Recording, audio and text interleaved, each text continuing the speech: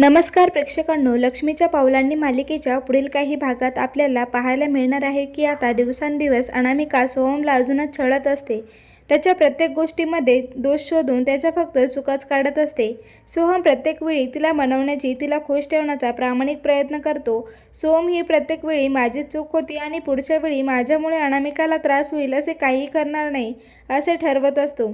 तर आता सोहम अनामिका खुश व्हावी म्हणून त्याच्या फ्रेंड्सना भेटायचे ठरवतो. कॉलेजच्या फ्रेंड्सना भेटून तरी अनामिका आनंदी होईल, थोडा वेळ का होईना पण आमच्यातला दुरावा कमी होईल असा विचार करून सोहम अनामिकाला कॉलेजच्या फ्रेंड्सना भेटण्यासाठी घेऊन जातो. आता अनामिकालाही सोहमच्या मनात काय चालू आहे आणि तो कशा प्रकारे तिला मनवण्याचा प्रयत्न करतोय हे समजलेलं असतं. पण अनामिका मनातल्या मनात हसत म्हणते, सोहम तू खरंच खूप क्यूट प्रयत्न करतोयस मला मनवण्याचे, पण तुझ्या कोणत्याच प्रयत्नांनी मी इम्प्रेस होणार नाही. मी फक्त तुला तुझ्या आयुष्यातून उठलेलं बघायचे, तुला उद्ध्वस्त झालेलं बघूनच इम्प्रेस होईल. तर बिचारा सोहम विचार करत असतो, आता अनामिका नक्कीच खुश होईल. अनामिका तिच्या मित्रमैत्रिणींना भेटून खुश तर होते, पण अनामिका तिच्या मैत्रिणीला म्हणते, खरंच ग तू खूप नशीबवान आहेस, तुला असा नवरा मिळाला आहे. नाहीतर माझं बघ, माझा नवरा तर नुसता बिनकामाचा आहे, तो त्याच्या आयुष्यात काहीही करू शकत नाही.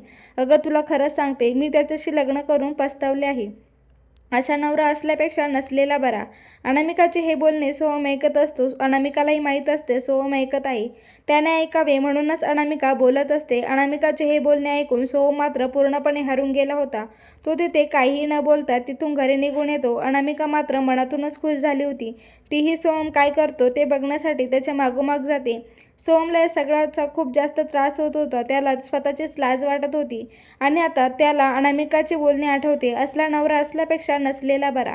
मग सोहम कपाटातून अनामिकाची साडी घेतो आणि पंख्याला बांधून स्वतःला संपवण्याचा प्रयत्न करत असतो. पण त्याच्या सुदैवाने तिथे कला येते आणि त्याला वाचवते.